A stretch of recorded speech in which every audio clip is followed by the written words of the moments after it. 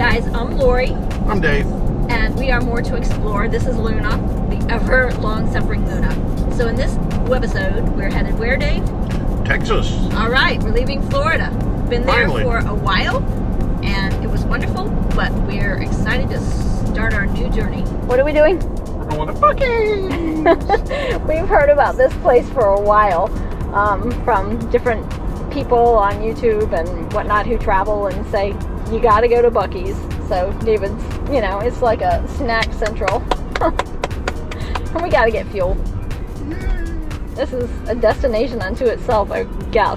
It's Buckees. So we got our fuel Yeah. at Buckees. And Dave decided, hold this up to the window. Yeah. Look at this crap. Yeah. All right. So we'll check out a Buckees on another day. Blow that. Almost hit twice in the lot. It's like, nope, there's some out west I know that are cool, not this. David doesn't do that. We going. We're trying to get through Tornado Alley as quickly as possible. Quickly. We left the panhandle of Florida this morning, and we've driven through Alabama and Mississippi, and now we are in Louisiana. Luckily, we avoided the severe weather, and we made it to our first major stop in Texas, Galveston. We were at the Bryan Museum, and we wanted to film this on the grounds there, but the groundskeeper was using a lot of really noisy equipment, so we came back to here to film it, just to tell you kind of about that place. It's amazing, right? So it had like a history of the West, not just Galveston, but when it was all still Mexico and the wars that were erupting around then. It really just kind of explained how Texas was so pivotal in the expansion of the West and really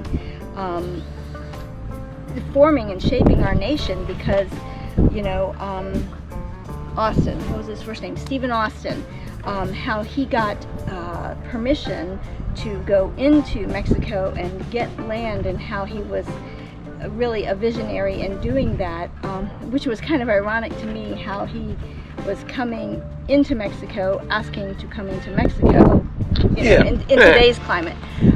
It's housed in what was formerly an orphanage. It has some information on the Great Hurricane of 1900. Warning, a powerful force came from the sky and sea that would forever change the course of history. So this day is the largest national natural disaster the United States has ever experienced. Pretty tough stuff, but Galveston rebounded.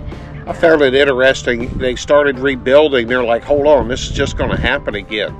So they built the seawall, but now the city is still the same elevation, so they had to raise all the building foundations, the water, the sewer, everything. Raise it up 17 feet, and they started pumping silt off of the Gulf floor and built the whole city up 17 feet. Or was the seawall 17 feet? And then they filled in behind it. Yeah, so pretty amazing feats of engineering for that time, or any time really. Yeah. And along that seawall now, currently, there's a statue that was erected in 2000, and it's called 1900 Great Storm Statue, yeah. And we found it incredibly interesting because it was sculpted by a man named David Moore. David. No relation, but that was a pretty cool little fact there. Yeah. Galveston has a lot to see and do. One of the things that is like a negative for me, the water, when the Mississippi River dumps out, and all the silt, tons and tons of silt come west, which is now this coast. So the sand is not as pristine as the panhandle of Florida, but that's nature. We also toured the Alyssa, which is a cargo ship. It's actually the oldest cargo ship in the fleet of Galveston. I guess now it's officially still in the fleet. But it was pretty interesting too. So that was a good tour. Yep. some of the things were closed early in the week, and we're not going to be here on the weekend. It's kind of shoulder season, so that's kind of good to know if you're planning on coming to Galveston. Salt air all the time. It looks like what, David? Carney rides. Yeah, exposed to salt air all the time? Yeah. What could go wrong? No, it looks cool though. I mean, I'd like to go up on it and check it out. Closed on Thursday. Well, we went to the Space Center Houston. Oh yeah. Yeah, that was really incredible. Oh yeah. Yeah, that was that and going to Buckees was a whole field trip in and of itself. Buckees. Yeah, so it's a good day trip from here. Disaster struck. One of Dave's favorite movies is Apollo 13, and honestly, we're both fascinated by that mission and how it was a successful failure. So for us, it was really cool to see the genuine artifacts from that mission.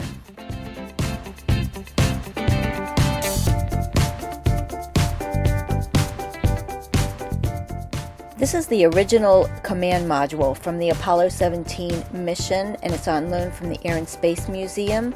We think that's the last Apollo mission. Correct us if we're wrong in the comments. Visiting here, you'll see not only the past, but the future of the space program. We'll talk a little bit more in greater details about some robots that we see down here that actually look like they're on today. So they do have lights on their chest that kind of makes them look a little bit like Iron Man. I do not know if the lights on their chest mean anything significant or if it's just kind of for decoration to know that they're on.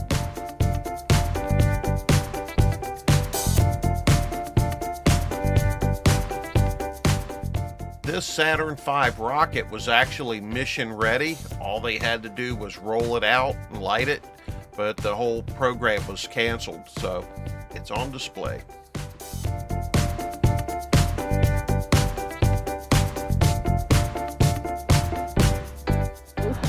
See, we went to the Houston Space Center and all that's okay, but now we're at Buckees and nothing will stop me.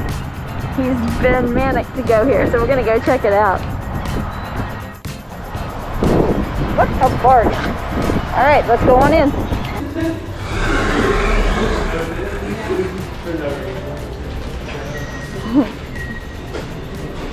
Holy guacamole.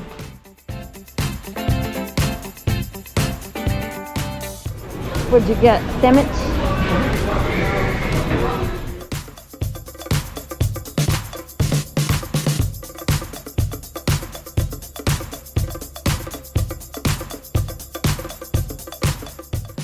So we decided to just sit here in the parking lot of the Buckees to enjoy this fine dining experience. Yeah, because the traffic is chaos on 45. Really, I got the barbecue chopped brisket with pickles and onions. Oh, so good. I'm glad it turned out that you like it. By far better than any barbecue sandwich on the East Coast. This is beef brisket. Well, there you go. With our mission accomplished, we return to our home for the evening on Galveston Bay to enjoy the gorgeous sunset. See you next time.